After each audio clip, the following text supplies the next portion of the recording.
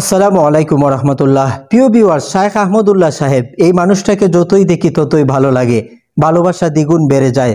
অন্তর্বর্তীকালীন সরকারের উপদেষ্টা হিসাবে ছাত্ররা শায়েখ আহমদুল্লাহ সাহেবকে নির্বাচিত করলে তিনি নিজেকে ছোট মনে করে ডক্টর আফম ও খালেদ হোসেনকে যোগ্য মনে করেন।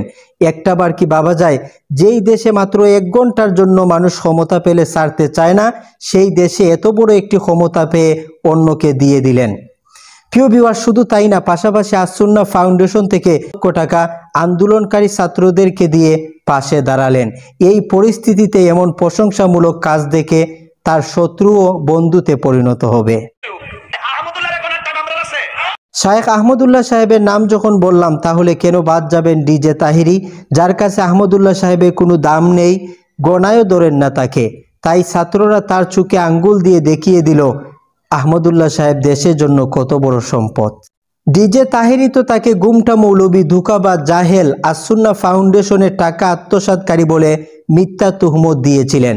আমি তাকে বলতে চাই, দেখেন, আহমদুল্লাহ সাহেব যদি টাকা আত্মসাৎকারী হতেন তাহলে এত বড় একটা সরকারি দায়িত্ব অন্যজনকে দিয়ে দিতেন না, পাশাপাশি টাকা দিয়ে আন্দোলনকারী ছাত্রদের পাশে দাঁড়াতেন না।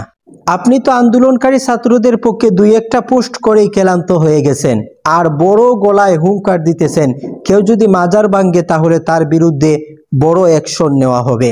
বেশি কিছু বলবো না আপনাকে, কারণ আপনি তো ইতিপূর্বে আহমদুল্লাহ সাহেবের ইস্যু নিয়ে জাতির কাছে ক্ষমা চেয়েছেন। আপনাদের এই হিংসা বিদ্বেষের কারণে বর্তমান পরিস্থিতির আলোচনায় আপনারা নেই।